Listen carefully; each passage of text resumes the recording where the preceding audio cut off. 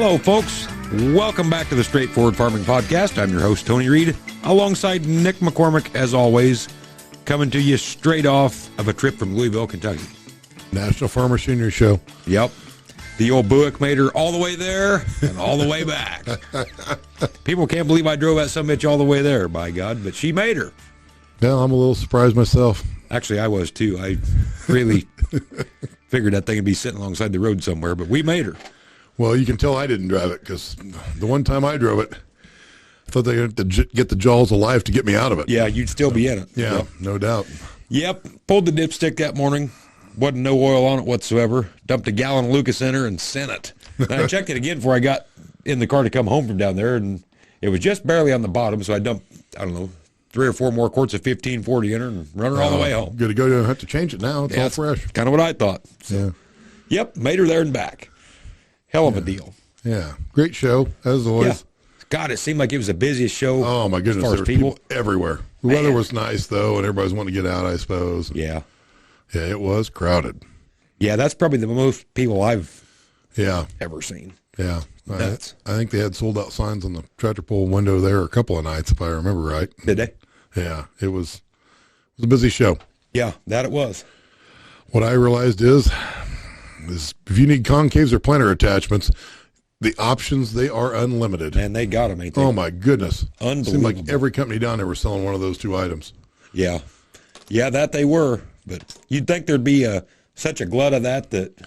I guess not. I don't know. I mean, like I said, it's a great show, and there's something to see for everybody. Like, what always amazes me about the show, like, yeah, Deere and Case and NAGCO, they're all there. But generally, they don't bring anything that you don't know a little something about going into it. Like, to me, the farm show is if you're really looking for, or where I have found stuff, it's like you're walking through, you're like, oh, there's company ABC, and they've got this little widget here that solves this problem that I knew I had, but I didn't even know they made a solution for it. Where this company has that, like, it's the small stuff for me that I usually stumble across. That I'm going to call it unique or whatever. Like I said, that you have a problem or didn't even know you had a problem. You're like, oh, that guy's got a better widget. I need one of those. To me, that's the benefit to that show, because there were, I don't know how many thousand companies there. Oh, gosh. It's a boatload. It's a bunch. And the funny part is with all the merging that's went on in the last 25 years, you got your big players now. You got AGCO, John Deere, Case, Kinsey, your big main players. But it's like, think of the thousands of other companies that are there that have filled that entire building. There's no more space left. There was even more people wanting to get in. Yeah. But they didn't have room for. And man, it's just unbelievable. Absolutely. It's hard to believe you can fill that kind of square footage. It is. But they do it every year, Yep. And man, it seems like there's all kinds of elixirs and fertilizers and microbes and Jiminy Christmas. I almost wish, and it'll never happen, and I don't know that I want it to happen, but a small part of me wants them to organize it by, we'll call it genre. Yeah. So like if you're selling head gates for cattle, and there's 25 companies doing that, or whatever it is, let's put them in an area. Like if we've got to break it down kind of by product. They're not going to, because this company's had this booth space since 1984, and that's fine. That's cool. I get it. And I kind of know the lay of the land. There have been so many years, but I'm like, some of that stuff I'm not the least bit interested in. But I can't even get to the stuff that I want to see because there's so much other stuff and so many people. And now they've introduced the scooter thing, and I get it that not everybody can walk the show. But holy cow, does that slow up the flow of traffic? It's just like the Farm Progress show. It's out of control. It's like you can't even get up down the aisles now because of the motorized vehicles. Mm-hmm. And I get it. And I'm not talking wheelchairs. I don't mean that. I'm talking literally motorized scooters. And a lot of those people that were on them need to be on them or need to be on a treadmill. Either way, but I mean, I get it. Not every there's people there with they've had a knee replacement, they've had ankle surgery. I get all that, and they can't walk it. I totally understand that. But man, does it make the flow of traffic kind of a pain, Yeah. Yep. It's always fun to get away. I'd quit going to that for 20 some years and finally got back into it here 4 or 5 years ago. I always dread going, but after I get there, I'm glad that I did. Had fun. See a lot of people and meet a lot of new people. And so I look forward to it every year. I catch up with a lot of people I haven't seen for a while, and agreed. I enjoy it, and I go see the things that I think I need to see. But Yeah, I'm mostly there for the tractor pull side of it, but yeah, and for the friend side of it, I suppose. But it is a great show. Yep, I agree. Yep. So yeah, we got together here. What was it? When was Super Bowl Sunday? Here, it was a week ago. This last Sunday, right? Yeah. We got together at your house. Did you track Taylor Swift on the jet? I did not. I did not. Nor did I care. Although I curious how you can do that without having any sort of emissions and no carbon footprint. I'm not sure how that works. It must have been an electric jet. I'm sure it was. Yeah, must have been. Yeah, I heard she's a little huffy. Everybody's tracking that now because. Yeah. Guess it is what it is. Yeah. I guess so. It's all part of it. Yeah, no doubt. Price of fame, I suppose. Yeah. Yep. It is funny after you go to a farm show and stuff, and I want to preface this by saying I'm a nobody. I mean, I truly am. I don't take this the wrong way, but a lot of people there recognize me. Yes. And it does put into perspective how a Garth Brooks, a Michael Jordan, a George Strait, pick your poison. Yeah. Doesn't have a life. And like I say, I'm nobody. Like, I get recognized at a farm show because my followers are in the farming community. I can go to J.C. Penney's tomorrow and nobody's going to, it'd be totally, where they can't even do that. Yeah.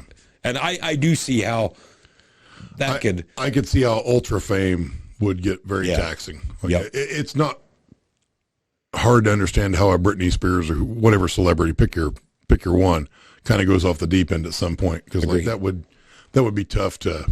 Yeah, and I get a lot of people at them shows or whatever that ask me like, man, don't you ever get tired of this? And it's like, well, if I did, I could simply stay home. It don't bother me to go there for a couple of days, and it is what it is. Like I said, you can get away other places, whereas there's people to that level, they can't. Yeah, you're stuck.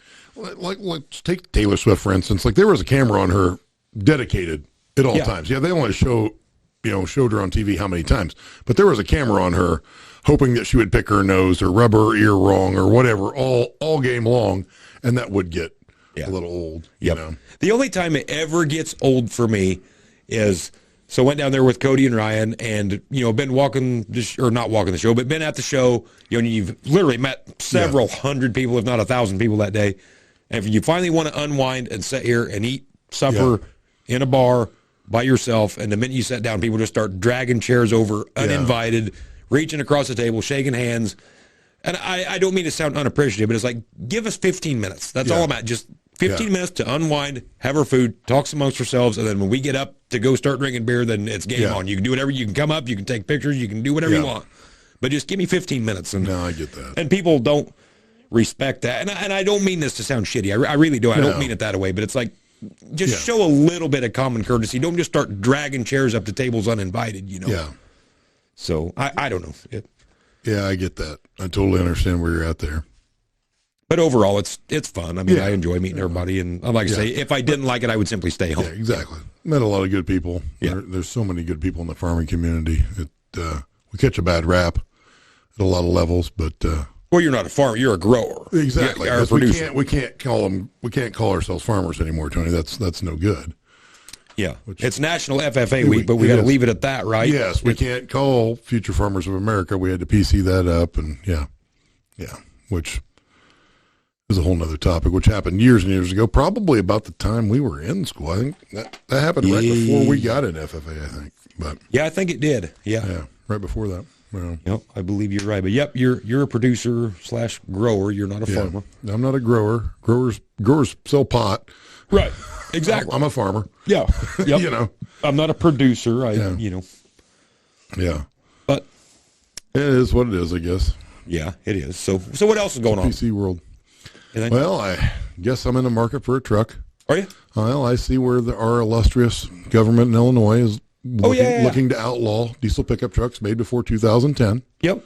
So hats off to them. So I assume that they will lead by example and find a way to replace everything the state of Illinois owns vehicle-wise. That would even include the Illinois Army National Guard. The National Guard, fire departments, everything. I assume, without wasting my tax dollars, I assume they will find a way to replace all their equipment with super eco-friendly vehicles. Yep. So looking forward to that. Yeah.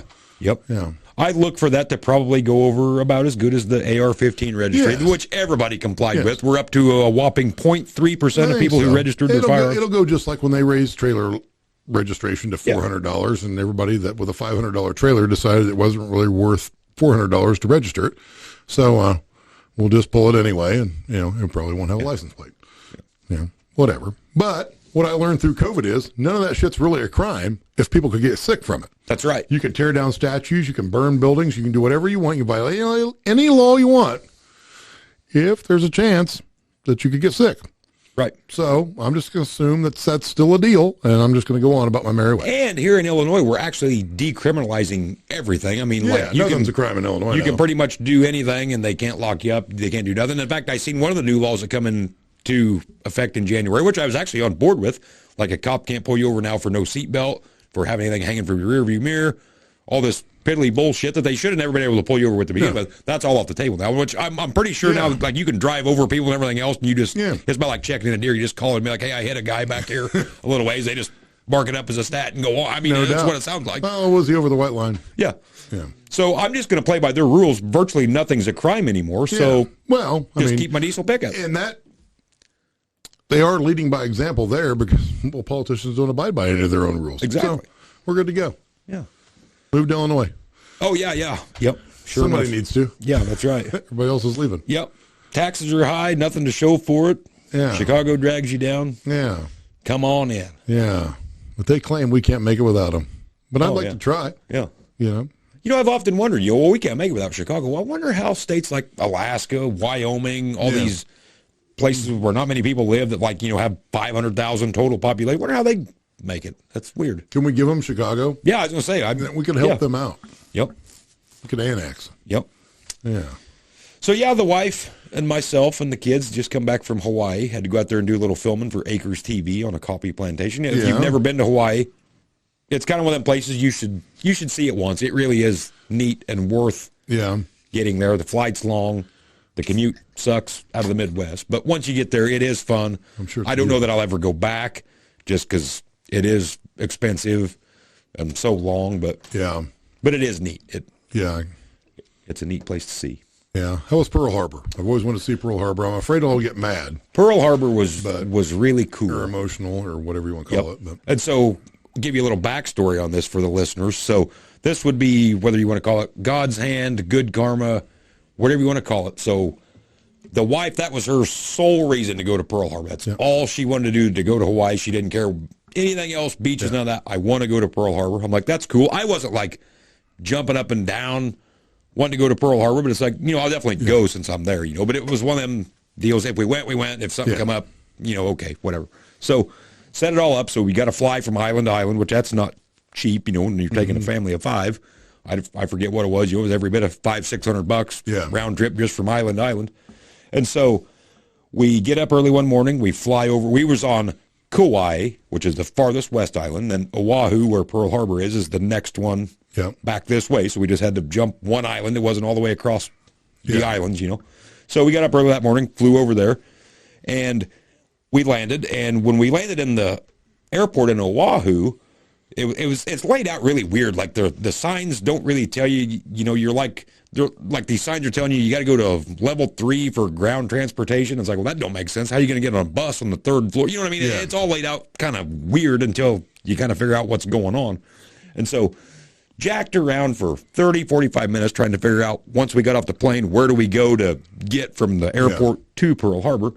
And so finally figured out you got to be here for the city bus, whatever garage at Site 2, and that's where the bus will pick you up. So we finally get there.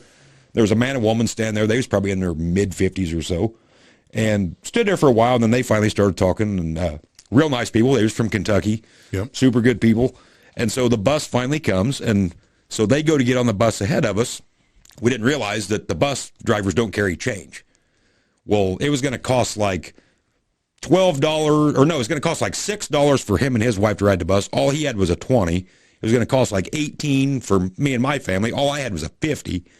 And he told me, he's like, well, this is stupid. We're all going to end up wasting a whole bunch of money. Yeah. He's like, I'll pay for your bus ride. He's like, at least I feel like I got something from my money versus just donating it to the city of Honolulu.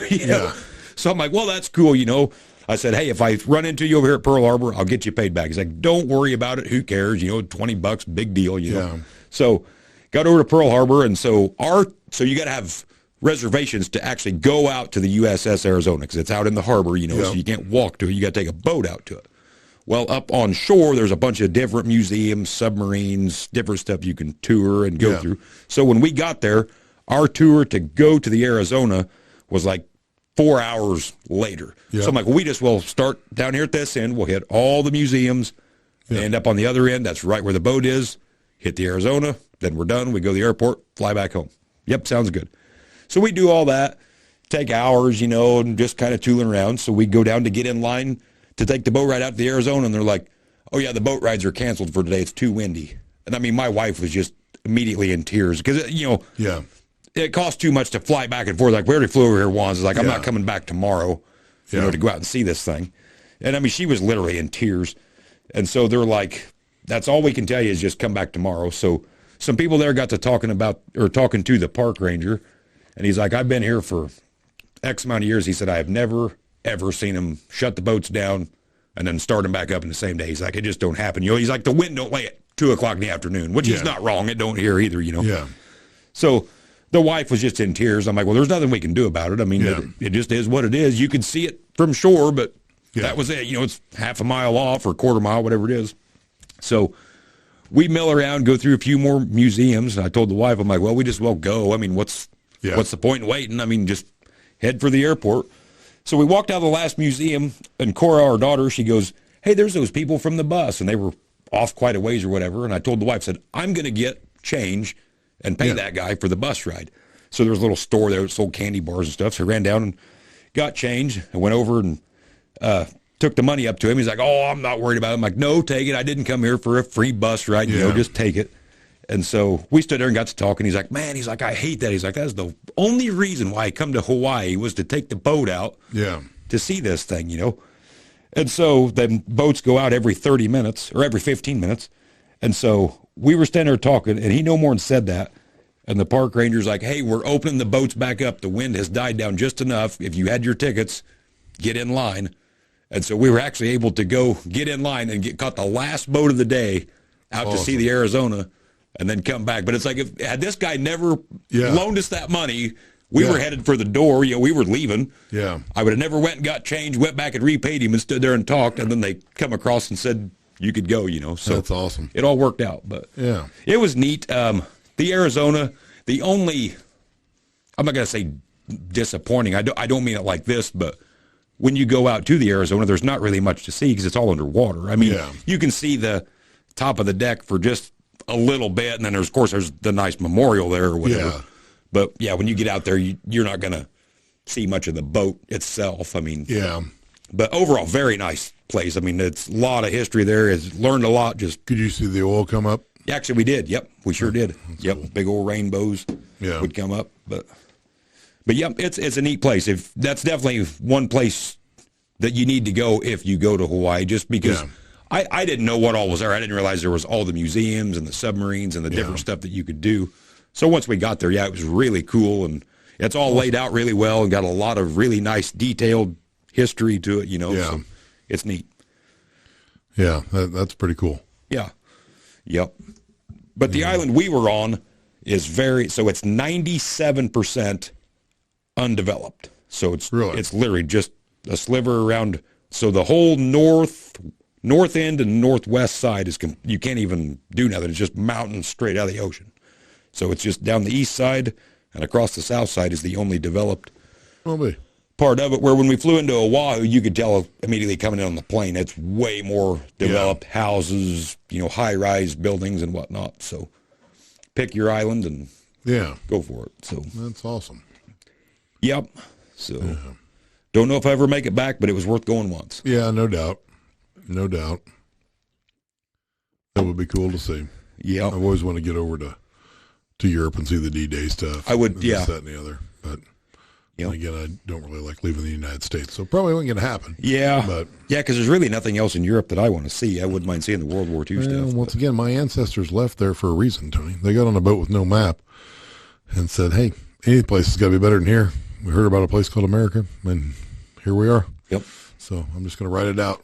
Although the rest of the people that came over from Europe and influenced our laws and getting to where it's at now, I may have to leave again. Who knows? Yeah, agreed. So, did you get a chance to watch the big Tucker Carlson Putin interview? I didn't saw watch some clips. I didn't watch the whole thing. That's all I see. What's your take on it?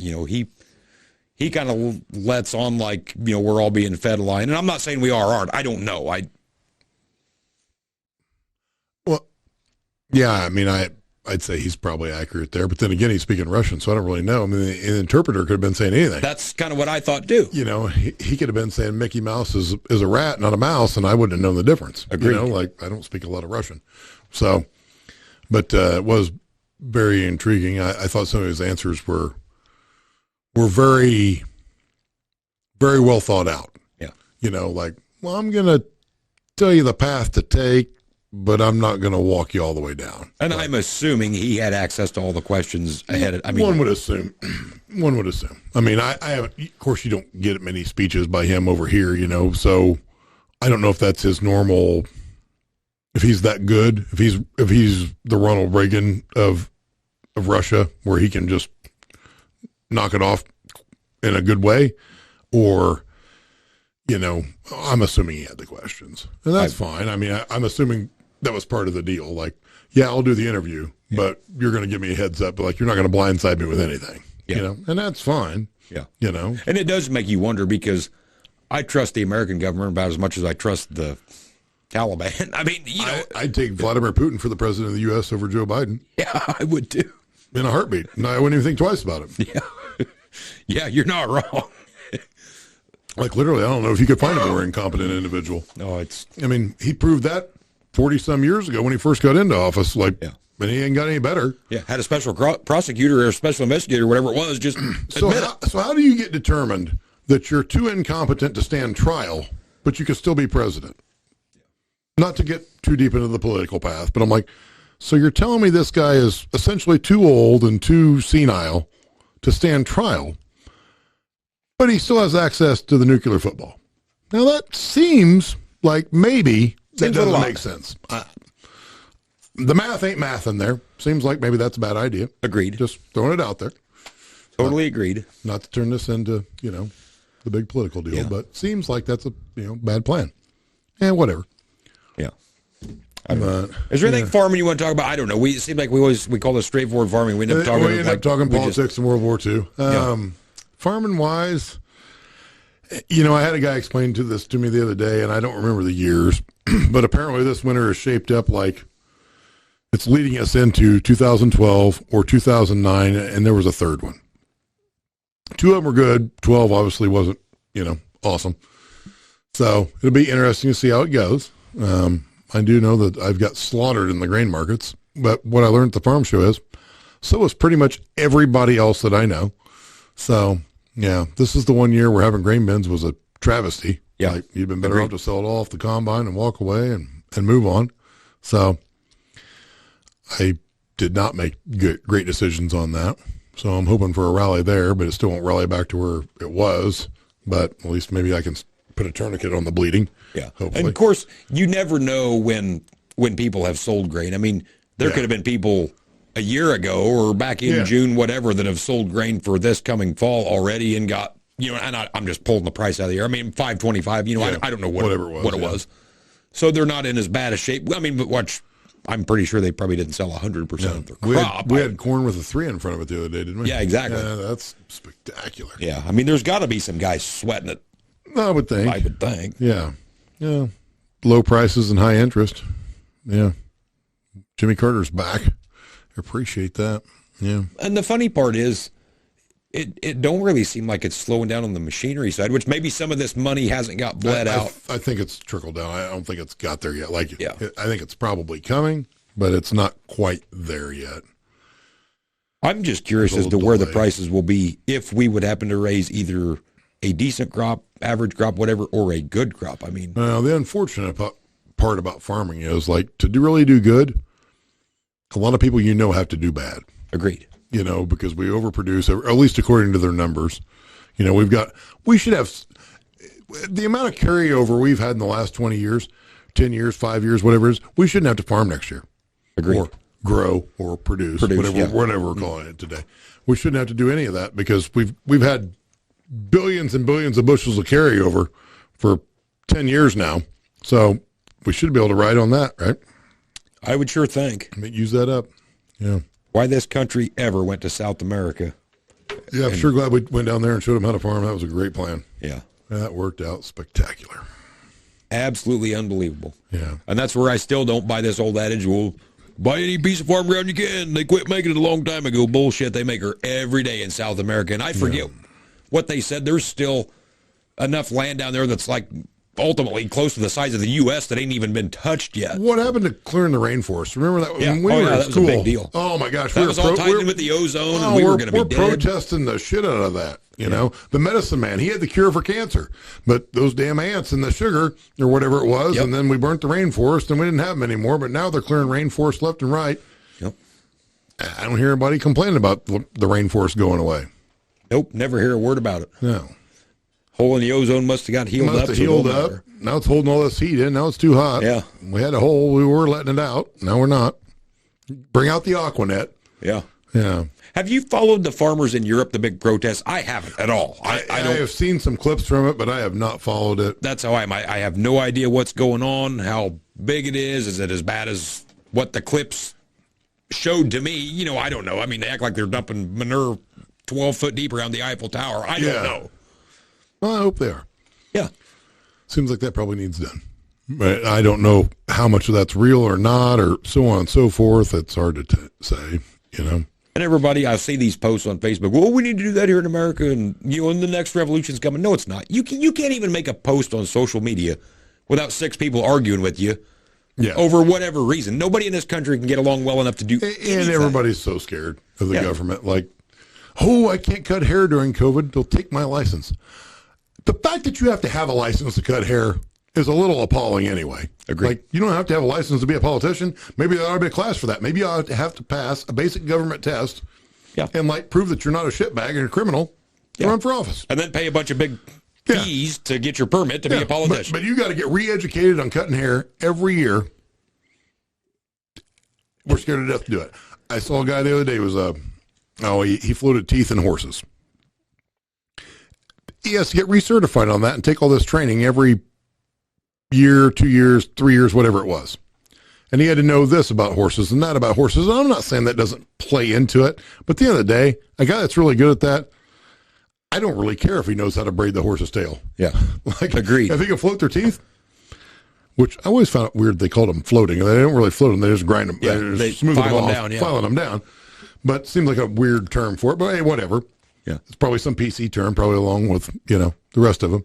Yeah, because my whole thing during COVID, the wife would tell me, she'd say something about a haircut or whatever. I'm like, well, just go get one. She's like, well, so-and-so, they're not doing that now. I'm like, why not? Well, they can't. They're afraid they're going to lose their license. I'm like, so you mean to tell me that there is just thousands of people out there filling up these prisons because they were cutting hair without a license? I mean, there's just roving gangs of people in these prisons. There I was sitting next to Al Capone. Yeah. What are you in here for? Well, I cut hair without a license. Yeah. I mean, come on. Are you serious? Put him in the badass section. Yeah. Just Shawshank Redemption, all based around a guy that got arrested for cutting hair without a license. Yep, no doubt. Come on. That's the movie we should make. A new version of Shawshank. Andy Dufresne. He's in here for cutting hair without a license. Just like the saying in the movie went, everybody in here is innocent, man. Didn't you know that? God. It's a crazy, crazy mixed up world out there anymore. Yep. Goes back to an earlier podcast we did, Tony. Don't comply. Agreed. Don't give in on some of this stupid shit. There is so much stupid shit anymore. At some point in time, you just got to say, no, I've had enough. Yep. And nobody will. You always hear the old adage, well, the fine's cheaper than to fight it. Just pay the ticket, this, that, and the other. I just rented that on the trip to get your truck. Yeah. So I logged on that night, put my license stuff in to pay the tolls. Okay. Nope. No tolls. Nothing shows up. Okay. No big deal. 15 days later, or whatever it is, I get a letter in the mail. And the tolls were like $35, whatever. But it was $15 per toll booth late pay since I hadn't paid. Now, they couldn't find me. They couldn't send the letter before I think it was actually 30 days. They couldn't send the letter before that. They had no idea where I'm at that point. But after the fact, where it was $15 per toll booth that I was late paying on to do it. So it ended up being like $80-some. So I call them. I'm like, hey, I logged in. I put my information in. I put my license plate in. It shows me no tolls. Nope. So the hiccup in the system was I have D license plates on my truck. They had it down as my license number plus the D. I'm like, but you had to pick which license plates you had: passenger car, yep. B truck license plates, C truck license plates, motorcycle, whatever. I'm like, there is no D option. They have the D as part of the number.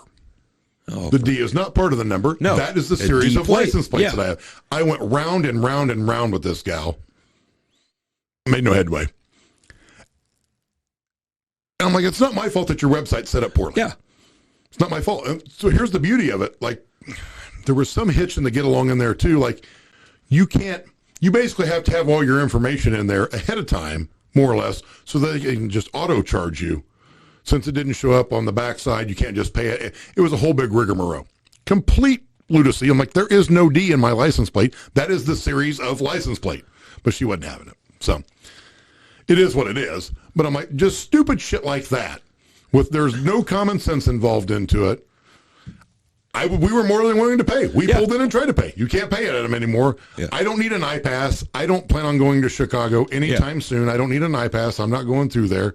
And frankly, I kind of thought the road should be better if I got to pay however many dollars to go through there, and then a fine if I don't pay. Like, I'm expecting a lot better road.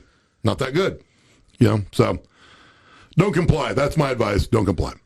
I guess at this point you need to just put it back in their court, and if they send you a bill in the mail with all these charges, be like, that ain't my license number. I don't have a D in my. You know what I mean? Just kick it back, because they're arguing that you do, because there's no way to. I mean, you try to tell the lady. The stupid part is, if it was a B plate, then the B is not part of the license number. But if it's a D plate, then it is.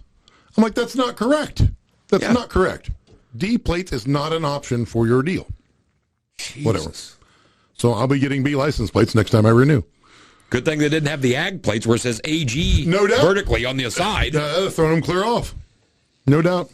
Oh, my God. No doubt. Next time I'll do what I should have done, is taking the front license plate off. Yeah. Like, what do they do in states that don't require a front license plate? I guess you just don't have to pay the toll. Apparently. Roll on. God. Yeah. So. And the bad part is, in Illinois, it's like that with anything you do. Oh, whether, my gosh. Whether it's getting your stupid fucking FOID card, a hunting license, all this shit. It's your website is complete fucking garbage. Yes. And this is how you expect me to get it. And then I get a fine when I didn't comply because I don't have the fucking option to comply. Look at the healthcare website that they came out with however many years ago. Yeah. Absolute train wreck. I'm like, in my mind, if you're setting that website up, you go to whoever does McMaster Car's website, and that's the people you get. The world's best website, bar none of any company I deal with, McMaster Car has far and away the best website ever. And they sell, hardware, et cetera, et cetera. They sell damn near everything when it comes to running a business like I have. That's the people I would get. No, instead, the U.S. government, who's going to launch a healthcare system for 300 million people, gets like Jim, Bob, Bill, and Frank that own, like an Apple IIe, and like, hey, can you write something up for this? No, clearly they couldn't. And that's how every Illinois state website is. Oh, it's unbelievable. We're the pinnacle of shit when it comes to all that stuff. It's mind-boggling. Yep. But you get on the Illinois Department of Revenue website, boy, they've got that sumbitch running like a sewing machine, boy. You got to check this box, you go here and you do that. I mean, they don't fuck that one up. No, they're on board on that. Yeah, they make sure they get that. Yeah, it's just appalling. It is so frustrating that I'm supposed to comply with this, and then this is the shit you get me to work with. How am I supposed to do it? And that's the only option on all that stuff now is, you can't even do it in person. You have to do it online. Yes. And that's the funny part. We're going to go paperless. So as growers/producers/farmers, walk into the FSA. Yeah. Because you ain't doing any of that online. No. That is paper after. I've cut down, since my dad passed away, I have signed my name more times for that. The rainforest is partially gone just due to the fact that my father passed away. Yeah. I have cut down more trees. That's all our FSA office is filing cabinets. The whole fucking building is filing cabinets. The whole building. I don't know how they keep track of it. I don't know how they manage it at all. Like it is, and I'm not. The people that work there are great people. Oh, absolutely. I'm not knocking them in any way, shape, or form. Don't take this wrong. The system is what the system is. They're just playing with the rules they were given. Agreed. But holy cow, is that a lot of paperwork? It's like the stupid fucking form you got to fill out every year if you make over 900,000 or whatever it is. Why don't we just make it to where when I make over that, I'll come see you. That's what I told them. Like, can I just sign a one-time form that says if I ever make over 900,000, I'll let you know? Yeah. Well, that would be simpler. I'm like, so you've got landlords every year. They don't farm anymore because they don't want to deal with that shit. Yep. But they can't just sign that, or one time. No, every year they've got to deal with it. No power of attorney. You have to sign it yourself. Yeah, they got to sign it themselves. I'm like, it's ludicrous. Like some of that shit that I had to sign had to be signed in person or notarized by the landlord. If they wanted to go to the FSA office, they'd still be farming. Yeah. Makes no sense to me. I don't know how big farmers, because I'm just a blip on the radar in the ground. Oh, I could not imagine going into the FSA office farming 10, 12, 15,000 acres. In multiple counties, like that would be a nightmare. Yeah. I don't know how you'd ever keep track of it. And like I say, the girls at our local office, great people. Great. They do good at what they do, but it's like, how would you ever dig through that pile? Oh, my goodness. Just, no Between thanks. the emails and the signing and this, that, and the other. Like I said, they're just doing what they're told, and I am in no way directing any of this towards those ladies. Or men. There's several men that work there, too. I don't want to get my pronouns wrong. Yeah. But we got to be PC, Tony. But holy cow, it's just a whole lot of something. Like I can't count the number of hours that I have got wrapped up into that transition. Like, yeah. And that's just one office in one county. Yeah, well, two, but because we're right on the line. But, well, yeah, but still, yeah. I mean, Jiminy Christmas. Mm-hmm. And look at the federal government. But, any business you go to now locally, whether it's a tire shop, whatever, if it's any kind of a chain or multiple stores, first thing the bill says, go paperless, get an email, Yep. At the hotel, farm show, if I was willing to use my phone for the key, there was some sort of discount or something. I'm like, you guys can't even scan this key and make it work. What the hell makes you think the phone's going to work on it? Like, as far as I'm concerned, give me back the key. So, funny note to your Hawaii trip. So, quick backstory, why Tony and his family were gone. My family tended to some animals here. So, your house still has a key. My son was mesmerized by that. Never used a key in his life. Who's 11? 12. 12 years old. Never used a key. He came over here with my wife one day. She unlocked the door with the key. He's like, what did you just do? She's like, I unlocked the door. How? With this key. So every time after that, like he was dying to come over here. Can I run the key? Can I run the key? I'm like, little things you never think of. Like, all my stuff's always been digital keypads since he's been around, old enough to type them in. Bumfoozled by the key. Just I'm going to give him a set of keys for Christmas. Exactly. Just keys to nothing. I got all kinds of them from years past, So, keys, that's where it's at. That'll entertain a kid for hours if they've never seen one, Yeah. And that's when I thought, maybe I've sheltered my kids a little too much on certain things. It was the same way, though, with, I don't remember if it was my old Ford that you and I went and got, or if it's my old Buick car. The first time my kids got that, my daughter asked me why it had two keys. And she's like, well, that one's round. She's like, what does that do? I'm like, oh, that opens the doors and the trunk. Yes. And she's like, well, I've never, she's used to keyless entry. Yeah. Never used a key to get in a car. Nope. Like, yeah. Which brings that when technology gets too far, though, like when the first push button remotes come out, okay, that's handy. That's nice. And now we're to those goddamn key fobs and push to start. Yeah. There has never been a stupider feature on a vehicle than push to start. Yep. We don't have any of those, but that's what we had in Hawaii is the rental. I fucking hate it. Absolutely hate it. What do you do with the fob once you're in there? It's in your pocket, it's in your purse, whatever. That person hops out. Now you're screwed because it's not with the vehicle anymore. There's no place to put it in the vehicle. Ridiculous. Yeah. I'm perfectly fine with the key. Agreed. The first push button remotes on a Ford, you can buy those things for like $6-7 on Amazon. Program them yourself. No big deal. It's cheaper to buy a new one than it is to buy the battery. Then we went to the ones that are built into the key. Okay, that saves a little space. They're a little more expensive. Now we've got laser cut keys, which hasn't cut down on crime near as I can tell. And we've got this, that, and the other.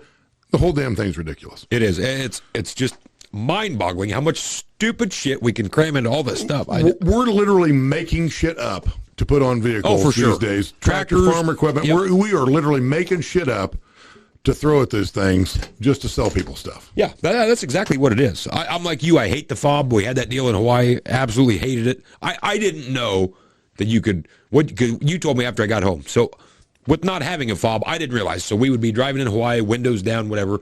We'd stop somewhere.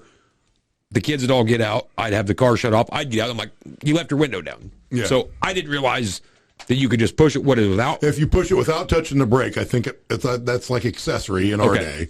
And then you can run some of that stuff, I think. Gotcha. I didn't know that. So I'd have to start it up, roll the windows up. And then, of course, it's one of them pieces of shit that dies at every stoplight. Yes, which is dumber than the fob. Yeah, which I told Henry, I said, I would have put glass packs on this like my old truck. So that way at every stoplight, you get this boom. Every time it starts back up. It's just dumb. I mean. Yeah, we're just making shit up. Yeah. Not only cars, but gas stations are fucking starting to piss me off, too. You pull in to get gas. Do you want a car wash? Do you want an oil change? You want to take out a fucking mortgage? No, I just want to get gas. I don't need fucking 400 prompts on the screen. Stop. Then you're standing there and the TV comes on. Yeah. Scares you to death. You think somebody's talking to you. Nope, it's just the TV. I don't need to watch the news. Have we really reached a point that we need to watch TV while pumping gas? I mean, which all it is indoctrination. It's always some liberal bullshit. How about you make the gas pump twice as fast? Agreed. Yeah. On the key fob thing, the push-to-start deal, I don't know if all Dodge vehicles are this way, but I'm pretty sure it was a Dodge my buddy was telling me about. He was having some sort of issue with it. Once in a while, it wouldn't start. You push the button, and it just cranks. Never starts, just keeps cranking. So you had to get out and either unhook the battery or pull a relay or something. Oh, jeez. Yeah, which is super handy. Yeah. God. How about I run the key? Yeah, I'm good with that. Yeah, I'll run the ignition. We don't need a computer for that. Yeah, it's pretty nice. I get my old Ford. You turn the key with your hand. Yeah. You got to pump the accelerator, too, though. You can't just get in that sumbitch and turn the key. You got to pump it a little bit. The doors don't lock. You ain't fucking having to. That's where there's too many people on the road, Tony. Back in the day when you had points and all this other shit, we didn't want to take unnecessary trips because you're going to have to give it a tune-up. You're going to have to do this, that, and the other. You got to do a 20-point inspection to drive to Louisville. Now you just hop in this shit and go, and that's why all these people show up everywhere. Yep. It's too easy. Yeah, my truck out here in the driveway, most people couldn't get it started because it will not start if you don't pump it. In cold weather, it's not going to start. Not going to start. Pump it about 3 times, some bitch will fire up and run like a soda machine.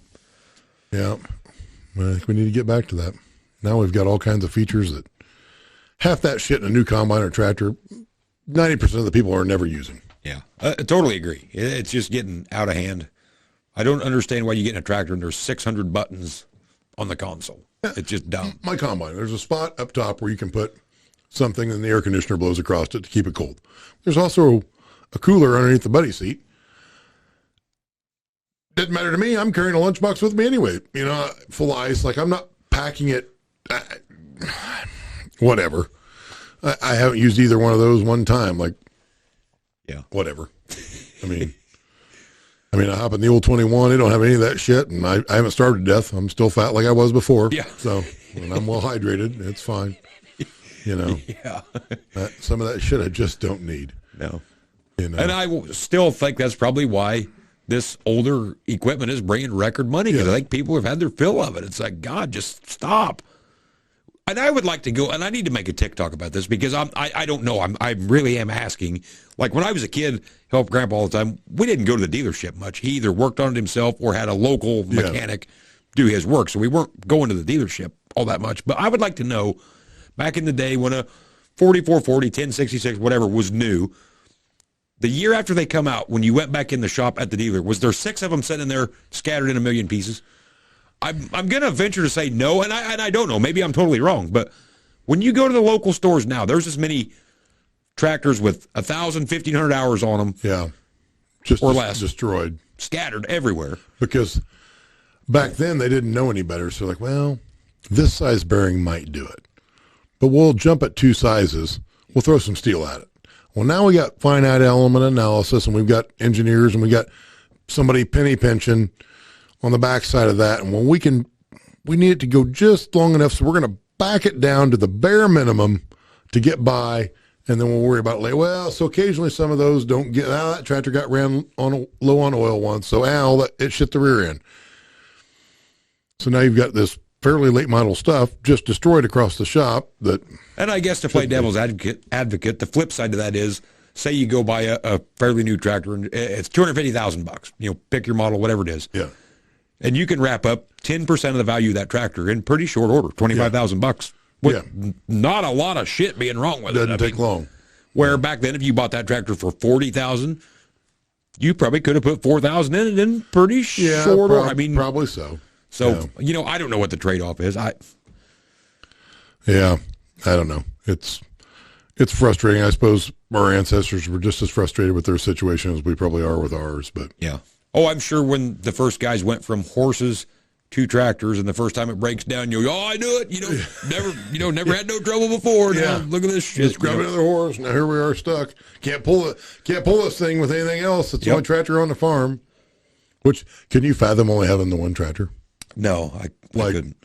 Even if it was 160 acres, which was common back then, and say, I think a lot of people always said you had like 40 acres of pasture and then 120 of row crop. But yeah, even for 120 acres, one little bitty tractor. One cylinder. I remember my dad talking about that. They had one cylinder, and they moved it from piece of equipment to piece of equipment. I'm like, well, that's neat. I don't have any equipment that takes the same cylinder. Yeah. But that's what they did. Well, you can hang it right here on the back of a 1066. Okay, but I don't see myself doing that. Wonder they ever got anything done. Well, it's no wonder most of them are missing a finger. Yeah. Like, it is. Oh, I'm going to go switch the cylinder from the disc to the field cultivator. All right. Who's helping you? Nobody. Well, we'll just keep walking back up there, bumping the lever, trying to get the pins lined up. Like, that had to be a nightmare. Yeah. Or, which would have been pretty common, my 4-year-old son was on the tractor, and I told him to bump the lever while I had my finger in the hole lining it up. Yeah. And then he went a little too far. And now they call me Stubby. Yeah, there was a shit pile of people back then missing fingers, arms. Hands. Yeah. Makes sense. Yeah, you understand it now. So I guess in some ways we have evolved. In other ways, I think we're just throwing shit at it, seeing what sticks. Yeah, now there's so much shit on it. It's like it takes me 2 hours to get the safety shit out of the way just to get to the part that's bad. Now you get this 25-year-old guy that calls and says, "Hey, the auto steer quit." Okay, we'll get somebody out there. Well, like now it's going to be 2 hours. Well, I don't know what I'm going to do. There's a round black thing. If you grab it with both hands, you can turn it. You can drive yourself. Oh. Yeah, I'm out. I'll just go to the house. Yeah. You let me know. It's when appalling. You're going to be out. Yeah. I am actually in keep it simple mode from here on out. I get all these, these guys with 900 monitors in their tractors and all their plant and stuff. I'm not saying that stuff don't work for 1 minute. I'm not. But I'm just to the point that's just more shit to go wrong, and I'm tired of it. And at some level, like, can you really prove that you're growing anything more than that? Because I realize growers may lie a little bit at the coffee shop / the implement dealer / the restaurant, whatever. But I'm like, if you go in there and there's, John Doe A and he has no technology, John Doe B that has 456 monitors, and John Doe C that has 2 monitors, first liar ain't got a chance. So you tell me what your yields are. Well, it's who speaks last has the best yield. So maybe those attachments don't mean shit. You just have to talk last. Everybody's down in the dumps on the grain markets, right? That, what, man, I can't get these numbers to work at all. Well, between the draper heads, the planter attachments, and all the other shit. Yeah. You're raising 100 bushel beans and 600 bushel corn. Where's the problem? Well, it's kind of, farming has turned into, growing and producing has turned into kind of like, well, I've got this Fox body Mustang, and I got the Summit catalog out, and I bought this exhaust and this programmer, these and wheels, this intake, and this, that, and the other. Next thing you know, John Force is scared to death of me. I'm going to whip his ass at the next drag race because I've added 450 horse to a car where it had 185 just with my 15 horse attachments. Yeah, agreed. I put Borla exhaust on it, and I am drag race ready. Not saying some of that shit doesn't work in given situations, but you can get pretty carried away pretty easily. How many people do you and I know that bought a fairly nice new planter, newish planter, whatever it was? Time they attachmented it up, they had more in it than they give for the planter. Yeah. And it's like, well, somebody was planting with that thing before. Agreed. The year before, when that shit wasn't available and they hadn't been to the farm show and saw that shit, like they were putting a crop in the ground. I don't know that all that stuff's helping. Yeah, I'm not going to say either way because I don't have it, but I don't know. There's situations for some of that. Our window is smaller, so on and so forth. But I'm like, if you start adding up, let's say the average corn area yield, which, the years are so different anymore, but let's say normally with a base 7,000 John Deere, I can grow 170 bushel corn, right? If I get all these attachments and these microbes and all this bug dust and all this shit I can throw at it, well, I ought to be at 240, 250, 260, 300. Time it all adds up. Well, then you talk to them. Well, it didn't rain on that Tuesday. And it's like, well, yeah. At the end of the day, Mother Nature bats last. And what you really need is the correct weather. Agreed. That makes, you got to get the crop in the ground. I get all that. And I'm not saying we don't have any of that shit. I have spent money on dumber shit. And I'm going to continue to do it. Like I know, I just bought lights for my planter the other day. I don't need lights on the row units planter, but I think it looks freaking cool. It does. And I think when I'm planting at night, it's going to be pretty handy. They didn't cost all that much. It's not going to make my yields any better, but it does look cool. It's a cool fact. And there's a lot of that shit goes on in the farming world too. Absolutely. Absolutely. I can't wait to see that thing all lit up. The thing is like when we talk autonomous tractors, right? Everybody's like, oh, why would you want one of them? That's the funnest part, driving a tractor. Ain't nobody kicking me out of my tractor. I'm going to ride my tractor. There ain't no way I'm going to do that. Yeah. But we got to get the biggest, fastest shit that we got because, I'm not sitting in this fucking thing for 5 days. So it's like you want to get in and out as quick as you can, but you ain't taking away my right to drive my tractor. No. Well, which is it? Yeah. And I'm guilty of that. Like, I want to get done. So, I'm working longer hours than I should, this, that, and the other, but I have another business to run. Agreed. But, yeah, you're 100% right on that. I mean, we're all way over-equipped for the most part, Yeah, I get it if you're like, man, I hate farming, but that's what I do. That's what I got roped into. My grandpa was doing that with a 630 case. Yeah, agreed. With one hydraulic cylinder and a 630 case, just going back and forth, But that's also what those guys said. Yep, my 65th birthday is tomorrow, and you won't see me again. Agreed. Yeah. I've had enough. I'm done. Now you're just like, well, I can keep doing this. Like I can keep pushing that button. I'll turn it on the end. I'll push the button again. Okay, I'll do it. And then when I get done for the day, I'll hop in my auto start pickup, and I'll drive back. And and you always hear the stat where the average age of a farmer, I think, is at 57, I believe. So it's thereabouts somewhere. Yeah. I'd be curious to know if that's an actual true stat or not. Because I've been hearing it for 30 years, and it's never changed. No. But I don't know. No. But it's literally everything. I mean, look down to your household stuff. Well, I'm not going to make a pot of coffee. I'm going to make it 1 cup at a time. And that's going to be way better. Really? Like, it doesn't seem more efficient. Seems like it was more efficient to make the whole pot. Agreed. Now whatever. Now we're just literally throwing shit at the wall in every regard of our lives. Yeah. Yeah. I think Ryan Kelly's not wrong when he talks about the precision planting cult, and I'm not knocking precision planting, but they could come out with whatever tomorrow. Yeah. Call it whatever you want. They've had some really good innovations. They have. But they're kind of just thinking shit up now. They're just thinking shit up. Yeah. It reminds me of the movie Armageddon. Yeah. You got a room full of people just thinking shit up, and another room full of people just thinking shit up that they thought up, and a room of people backing them up for telling them they're right about the shit they thought up. Exactly. And there's truth in that. I mean, it does it gets a little carried away in every regard, I suppose. And I don't know. I'm torn on this. So, and this last year was a prime example. I mean, we were in the driest spot you could get within a pretty big circle around us. I mean, it would not rain here where you and I live. It just simply wouldn't.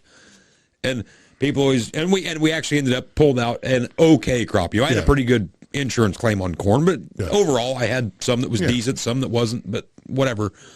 But people always go back to, I mean, man, it's these genetics these days. I'm not saying it is or isn't. I don't know. But I do think a lot of it comes back to machinery and the time that we farm. You wouldn't have dreamed of planting soybeans in April when I was a kid. No. Half the time you couldn't even do it in May. Yeah. I mean, you spent all of May planting your corn and half of June planting your soybeans. Yeah. But think about the horsepower that we take to the field now, a field cultivator. You drop it on the end and you never touch it. Yeah. Back then it was these two-wheel drive tractors, and just every 30 feet you raise it up, lower it, you soft spot here.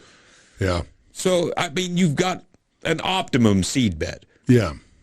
And the machinery to do it, and you're planting a lot earlier. I'm not saying genetics don't play into it. I don't know. Maybe they have 100% to do with it. I don't know. But I think machinery does have a lot to do with it, getting it through the field and the time that we're farming. Yeah. Yeah. I won't disagree with that. I mean, I told Dad that several years ago. I'm like, if we were still using tool drive shit and field cultivators with disc and everything and then field cultivating, like, we wouldn't dream of being in the field now. He's like, well, maybe we shouldn't be. I'm like, well, maybe not, but planting date is a pretty big yield factor now. It is. It is. Definitely is. And maybe it would have been then. Maybe they would have been way better off then. You can work some stuff pretty wet with a quad track. Absolutely. You know? I mean. Yep. And look, back then, nobody done all the extras. You bought a bag of corn, you dumped it in the planter. It was treated corn, dumped it in the planter. That was it.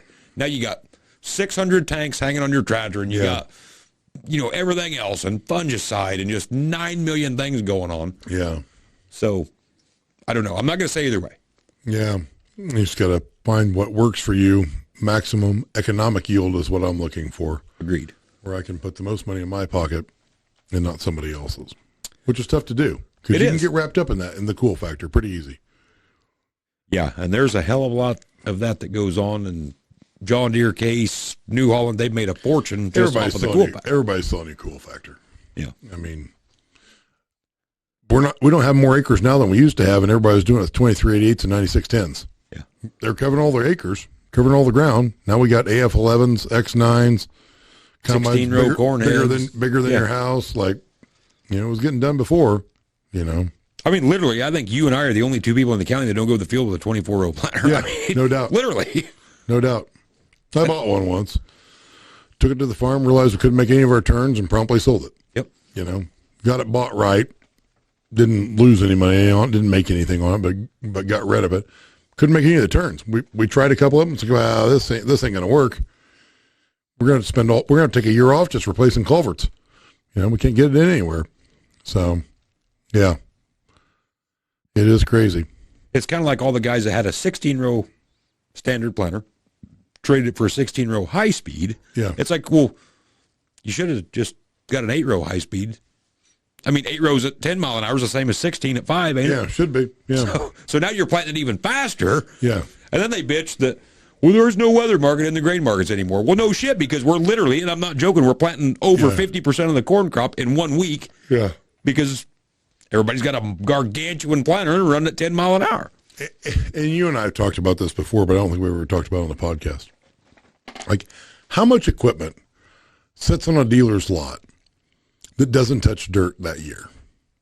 It's a shitload. It's a bunch. There is enough combines and planters sitting not very far from us, between 2 or 3, 4 locations, that never touch it, that misses a season. Yep. Or it catches a little bit of one, and whatever they traded in doesn't touch anymore. Like, it gets rotated, and the economics of that work for the dealer. I'm not saying anything against them. I'm just saying it is what it is. There's way more machinery out here than there is people to run it, buy it, etc. Like, there's a ton of carryover in that market. Back to our carryover of the corn. There's a ton of that stuff that's just sitting there that never really touches it for a year. Yeah. And think of the guys now. You buy a brand new John Deere X9. I'm just going to go to that because, that's been all the hoopla for the last year or two. And I don't know the exact number. We're just going to say that's $1 million combine. And it might be a little bit less. I don't know. We're just using $1 million for easy figure. And you got these hill jacks that are either running multiple or just don't farm a huge acreage. They're putting 250 hours on it. Yeah. And then they want to go trade it in. It's like, well, A, what are you trading it for? And B, that's a pretty tough sell. A good friend of mine tried that. Really? It's got an X9, went to trade it, 250 hours on it. What do you think they wanted to trade? Oh, gosh, for another new X9? For another new X9. Just the box, not the heads, just the box. 200,000. 250. 250,000. $1,000 an hour. $1,000. Now, you start doing the math on that. And I realize that thing's taking in a lot of bushels. Sure. It is. But that your cost per acre is still pretty high. God. I don't know what that thing can do, what it averages out versus corn versus beans, but that sounds like a lot of money to me. Maybe it's not in the grand scheme of it, but it sounds like a lot of money to me. And it must sound a lot of money to him, too, because he didn't trade it. So, I mean, $1,000 an hour. $1,000 an hour. And this guy takes really nice care of his stuff. It was pristine. It wasn't like it was beat up. 250 hours on it.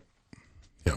I keep going back to this whole, and I'm not a genius. Don't misunderstand what I'm saying here. This whole 9610 deal that I bought last fall. I got lucky. I got a good one. Some bitch may blow up the minute I back it out of the shed. I don't know. But it owes me nothing. Mm-hmm. I could literally own 10 of those for what it was going to cost this guy to trade. Yeah. 10 of them. Yeah. Surely you could get done with 10 of them things. You would think. Maybe not. All that ground was being farmed with those at one time. You know? Yeah. And I realize the whole world can't be on that plan because there's not enough of it to go around, whatever. You know, it is what it is. Somebody's got to buy the new shit, and that's neat. But the backside market for those is fairly thin, is what that proved to me, which is why you and I talked earlier. I'm like, I think all these companies will get rid of the small stuff. That way they force the guys that could afford a class 6 or 7 into buying a used class 9, 10, 11. Right. Otherwise, what do you do with those? They're kind of like Cadillacs, you know, or fancy. Well, I shouldn't single Cadillac out, but like expensive luxury cars. The 85-year-old guy that gets his wife a new Cadillac every year, he's not buying the used one. He ain't buying a used one. I mean, he might be now in Joe Biden's America, but prior to this, he was buying a new one every year. Yeah. I mean, look at a buddy of mine explained it to me like this the other day. He's like, let's say you're a drug dealer and you're just starting out and you got to have a really fancy car. So you need a Mercedes or a BMW or whatever. It's like, that's your cheapest car. If you're buying a 10-year-old one or whatever, you can buy them for nothing because nobody wants a really expensive luxury car. Used, like the people that buy those new don't want a used one. They're high maintenance, they're whatever. And I'm not singling out Mercedes and BMW, but I'm just saying, using that for an example. And I'm like, that's a very good point. And it equates to farming on that. Like, the guys that can afford a new X9 don't want one with 250 hours on it. No. They want their ass to be the first one in the seat. I get that, and if you can do it, go for it. I'm glad there's people that do it so that I have something to buy later and take good care of it and try to keep it maintenance for me. But holy cow, we're over top on that. I think, the market has shifted a little bit in the fact that I think Deere, Case, whoever, Kloss, all those companies have kind of realized, well, we just need to produce a certain number of these. So there's always a shortage-ish. We're not going to get back to where we're just loading dealers up with all this new stuff where we got to dump these new ones at a discount. We're going to produce just enough. If you got it retailed, we'll deliver it to you. That's kind of what I'm seeing. The days of equipment manufacturers having all that shit stockpiled, they're over. Everybody else in the world is just in time, whether it's Walmart, whoever. Yeah. So now we've got $1 million items. Why wouldn't that be just in time? We're seeing that in the automotive world too. Yeah. Like dealerships aren't going to go back to stocking 45 Super Duties and Silverados. Like they're just not at your local small town dealer. They're just not going to do it. I mean, the numbers don't lie. If they can look back and for 15 years we've sold 25 of this particular truck a year to these big guys with money, why would you order any more than that and have them sitting around? Well, and the other thing is the union contracts have got high. So here's what we're going to do. We're going to jack the price. We're going to produce less. We're going to make the same amount of money. Agreed. We're going to run less shifts. We have to pay less people. We inflate the price. We artificially create not really a shortage, but just enough. We make the same money. World goes around. Yeah. So that's my take on it. Right or wrong, I'm probably 100% wrong. I've never been right in my life, so I don't know why I'd start today, but that's my view on it. Yeah. Yeah, I don't think you're wrong on that. I mean, I really don't. And COVID kind of set the stage for all that. Mm-hmm. We had a big shortage, and now we just can't get back. And that allowed everybody to dump all their inventory for everything, from flugel binders to combines. They got rid of it all, right? Like, they dumped everything. Got rid of all the old inventory. We'll take anything you got. We got rid of all that shit. So now they can kind of relook at the market landscape and be like, well, we probably shouldn't stock up like that again. Like, we're never going to get the opportunity to get out of all that shit again. Here's what I would everybody was out of everything. Agreed. At that time. And here's what I would like to know. Like, you go by, whether it's a John Deere, a Case, or even a Ford, Chevy dealership, whatever, they're all getting loaded up on inventory now. I mean, they're not just racking and stacking 5 deep, but where did all this shit go that's supposedly waiting on chips? Yeah, whatever happened to all those vehicles? I mean, that's all we heard about the entire Kentucky Speedway just full of brand new vehicles. Yeah. So what happened to them? Yeah, where did it all go? I mean, you would think everything would just be.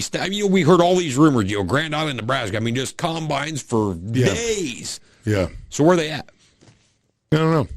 Are they still sitting there, or I don't know.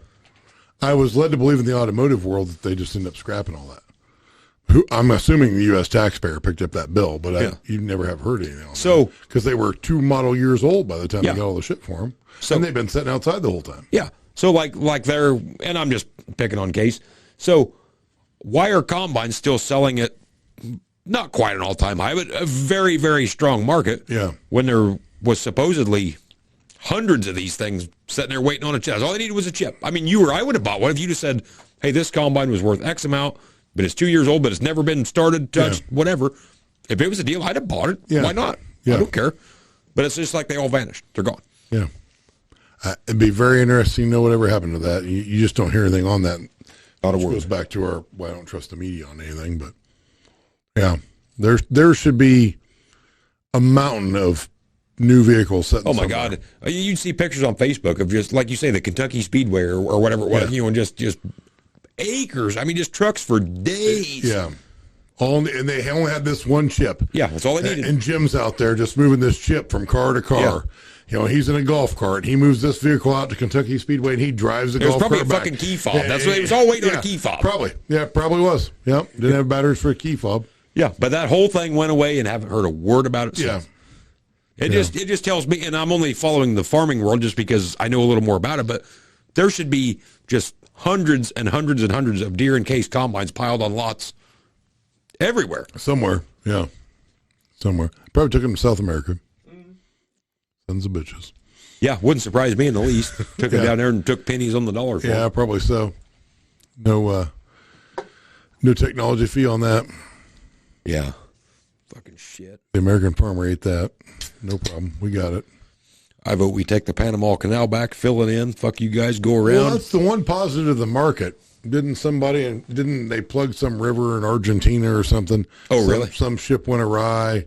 Really? No, I hadn't seen that. So they got tugboats on it. I think it was Argentina.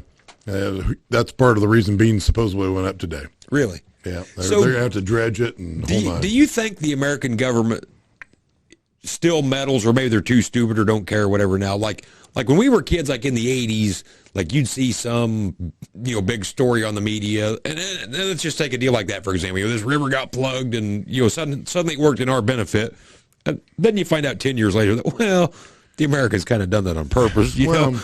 I'm sure we probably do.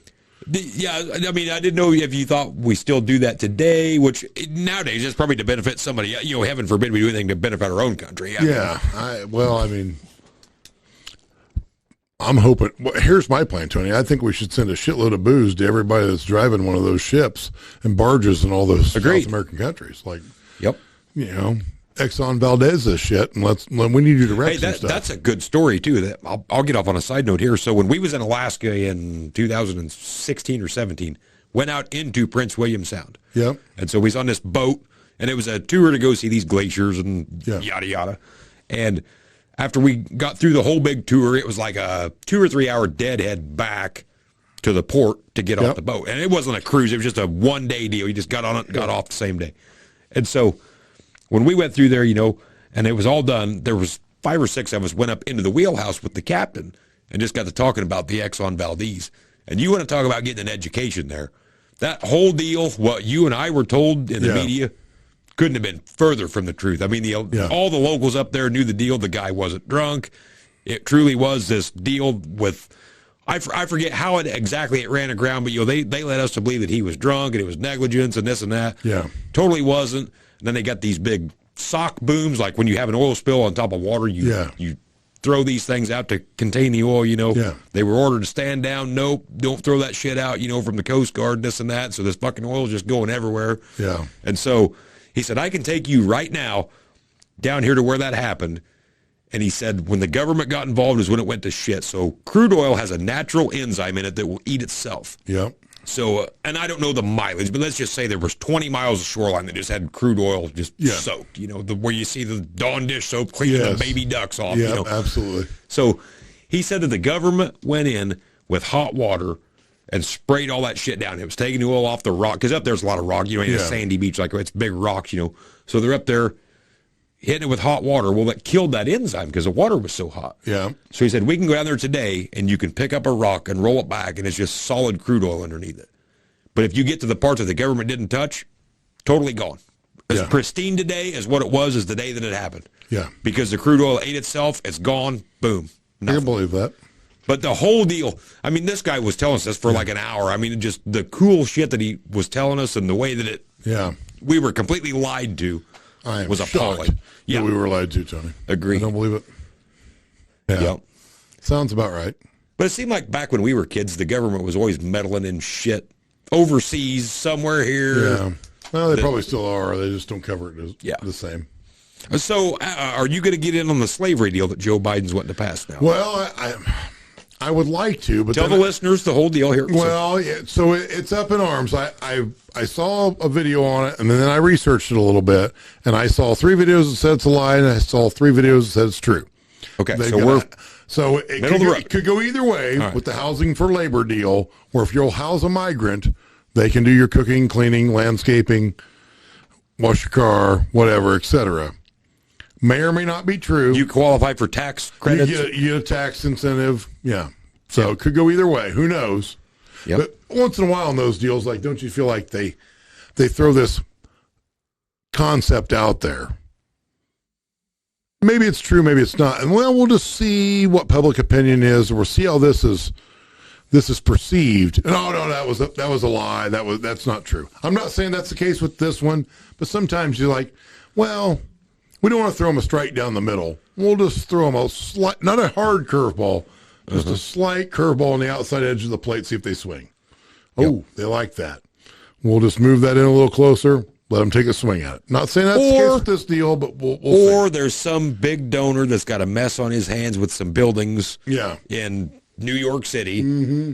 Can't find any help, so it's like, well, we'll do this, and he hurries up and grabs onto it, takes the loopholes, and gets these giant tax credits, then the whole program, it's gone in 6 months. Didn't work out. Yeah, that's no good. Pilot program. But it's a lifetime deal, so we're going to keep giving it to him, because, he got in on the ground floor, Tony. Yeah. Happened to know the right people at the right time. Yeah. That's just where I want to be, but I don't have enough money to play in politics. I just want to grease enough palms. Well, here's the thing about the world, and this is a message for the kids. Networking is everything. Agreed. It doesn't make 2 shits what you know. It is who you know. Make all the contacts you can at the earliest age you can. If you go to college, join every club, everything you can do. And like I said, touch as many hands as you can, because that will get you way further in life than being a straight A student. It literally goes from playing on your high school basketball team, whether you set the bench or play, to whatever else. You can be a half-ass shitbag athlete, but if your dad is buddies with the coach, you're probably going to see the floor. Play. You could be above that guy, but your dad's too busy at work, doesn't have time to go to the tavern with the coach. Hey, maybe you won't play. And that's all the way up to the rest of your life. Like, it is. It is all about contacts and networking. The old saying, it's not who you know, it's who you blow. That's exactly right. Holds a lot of truth. That holds a lot of truth. Because I've seen some dipshits in positions like, how the fuck did you ever get hired here? Hunter Biden? Agreed. Agreed. The world's his dad? Yeah. Nancy Pelosi, the best investment person in the world. Yeah. Phenomenal. Yeah. Yep. Dave Ramsey should be extremely proud of Nancy Pelosi's investing abilities. No doubt. I mean, you never lose. Yeah. You never lose. Never lose. 100%. 85% returns all day long. Warren Buffett ain't got shit on Nancy Pelosi. Yeah. Nope. She did not do the growth stock mutual funds that Dave Ramsey would recommend. No. She was way over that. Yes. Single stocks. Terrible plan. Yeah. But if you pick the right ones all the time, she's one of those people that's like, well, the casinos always win. I always win at the casino. Yeah. Yeah. She's doing great. Yeah. Yeah. So my advice to the kids, make all the contacts you can, because you never know. And I have seen this. I wasn't that way per se. I mean, I'm a naturally somewhat outgoing person-ish. But I have seen that work out on both directions numerous times in my life. It's like, and sometimes you never know. Like, a buddy and I were talking about this a while back. He's like, you got to be careful who you're an asshole to in high school. It's because sometimes they end up in this spot, and you need that help. You're like, man, I really wish I hadn't been a jackass to that kid in high school. And there's a ton of truth in that. Like, you just never know. And it's never good to be an asshole. Sometimes you got to be, or sometimes you just are because you're having a bad day, whatever the reason. But get involved in as many things as you can. I mean, it's FFA week. Reach out and talk to as many people as you can at all that stuff.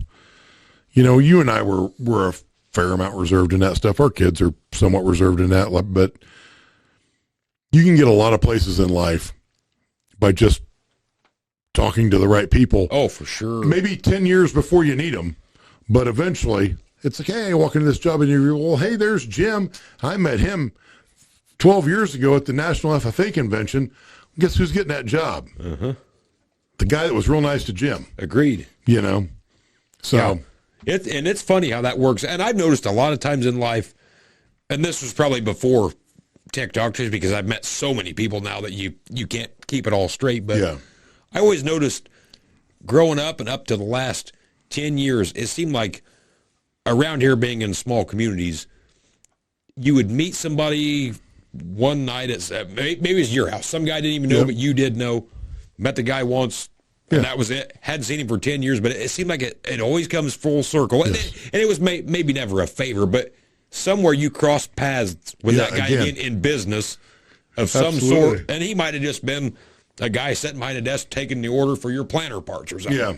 But it seemed like it always come back around. Hey, you remember me? And and it never amounted to nothing. But you're right. You got to watch. But now it does. Yeah, you got to watch how you treat people, and you got to make as many contacts as you can. Yeah. In the social media world, it's a little bit different because you do meet so many more people. Yeah. Even if it's like prior to social media, I would tell you if you meet somebody once on accident, eventually your paths will cross again. Agreed. If you go around long enough. In the social media world, you meet so many people now that may not be true, but you really only need one or two of them. Agreed. To get you out of whatever it is later on, Yeah, now you're pulling from such a large physical mass. You know what I mean? Yeah. You're talking to people from Washington, Oregon, that you would have never done that before. Never ran into otherwise. Yeah. Yeah. But yeah, it's funny. That shit seems to come full circle more often than not. Absolutely. And a lot of times it don't amount to nothing, but yeah, be very careful. Yeah. Yeah. Get out of your comfort zone and meet people and be nice to them. Yeah. And that's what I've always tried to tell my kids. We all dicked around in school, but honest to God, I mean, you and I went to high school together. Yeah. It was more of us versus the faculty. We weren't picking on other kids. I shouldn't say never, but it was never out of control. No. I didn't pick on anybody any worse than what a senior picked on me, and it never got carried away. But you got to be careful crossing that line because, especially in a small town, the kid that you picked on, he might be your banker in 10 years. He might. Which, on the opposite flip side of that, I do think we need to bring more bullying back, even though it wasn't called bullying back then. Because some of those kids you can just straighten out with a little bit of peer direction. Agreed. Like some of those kids just need a little bit of a shove, figuratively, or maybe literally, in the right direction, and you might be able to steer them in a better direction. Yeah. But it's a fine line to walk. Yeah, and we can throw it out there. I don't care. My kid got blamed, and he swears up and down he didn't do it. I don't know if he did or didn't. I don't care. I don't think he did just from the way he told it to me. Yeah. But somebody got their locker zip-tied shut with a single white zip tie at school. Which would not have been a headline when we were in school. And he's like labeled, you're just the biggest asshole in school. There was this scuffle. It wasn't a fight or nothing like that, but it's just like... Yeah. All these kids are coming home telling Nick and I about it, and we're just sitting here just dumbfounded. Look, we're like, this even made in our day. You just got your pocket knife out and went and clicked it off, or maybe just jerked up extra hard on the lever and let it cut itself because it's sharp there. It'd have been fine either way. The only person in our day that would have been mad about that might have been the janitor if they got caught in the vacuum. Agreed. that would have been the biggest problem we had, which coincidentally we were all friends with the janitors, so it still wouldn't have been a problem. Exactly. Because turns out those guys were really nice guys. So there was no reason to pick a fight with them. Yeah. So, Nick and I look at each other, we're like, this is not news, and if that's what it takes to be a badass these days. Yeah. Huh. Well, I guess call me Hulk Hogan. I did a few more things than zip tie locker. But so I heard about the story, and my daughter and I were talking about it. I'm like, well, didn't he just go down to his spare locker? And she's like, what do you mean spare locker? I'm like, well, I had a spare locker. You don't have a spare locker? She's like, what would you do with a spare locker? I'm like, put your spare shit. Exactly. I had a food locker, a trash locker, a book locker, a coat locker. I had like 4 or 5 lockers. There was way more lockers than there was kids at our school at that particular time. Exactly. So you had a spare too. Like you didn't hang your coat wasn't in your way in your normal locker with your books and shit. You kept that in your coat locker. Agreed. Down the hall. Yeah. You only need to go down there twice a day. Once to put it in, once to get it out. Apparently that's not a thing now. Apparently that's a big... Really? I don't think so. They don't have spare lockers now. No shit. I don't know if they're all zip tied shut or what the deal is.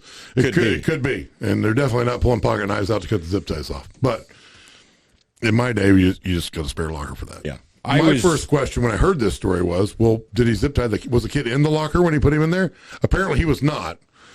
And at that point in time, I started to lose interest in the story because it doesn't seem legit at that point. Yeah. Like, well, if he wasn't in there, it wasn't that big a travesty. Yeah. The wife was telling me about it. Like she was, I'm not going to say she was worked up, but she was like concerned like, did this get out of control or whatever? And the longer the story went on, I just started rolling my eyes and walking away. I'm like, I can't even believe you guys are telling me that. I mean, why am I even hearing this? This is the dumbest fucking thing I've ever heard in my life. And it wasn't even the big, like, 1/4-inch wide zip ties. No. Like, we're talking 1/8 inch or smaller. Yeah. And he still swears up and down he didn't do it. I don't care if he did or didn't. Whatever. Yeah. I couldn't care less. But it's just like, man, if this is what it takes to entertain you guys. It's where the world's at.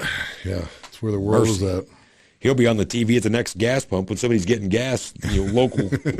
Local bully zip ties locker shut with one single white zip tie. Yeah. No doubt. It's crazy times, Tony. Crazy times. It's unbelievable, but I don't know how we're getting by. I don't either. Well, God, we've ran this one. Yeah, we've ran it long. A long time. We'll try to get back sooner. Yeah. I think I've got a podcast stuffed in this computer somewhere that we shot way back when, had Mrs. GC on it. Yeah. I'll have to see if I can dig that out and see where it's at. No doubt. We'll shoot another one. Yeah. Yeah, we'll definitely get back on these. We always tell you that, and we never do. So we like to keep our listeners could go either way. Yeah, exactly. People can listen to this on the way to Commodity Classic. They wanted one for Louisville, and we were actually going to shoot one. We were going to. We were literally, Nick pulled in my driveway. I walked to the shed to get some beer, and we didn't stand there 30 seconds, and a neighbor and his wife pull in, and it escalated from there. Yeah, we never made it in. And we never made it. We was going to have one for Louisville, but so don't blame us, blame them. Exactly. So you can listen to this one on the way to Commodity Classic. If you don't, nobody cares. Anyway, thanks for tuning in. We'll see you next time.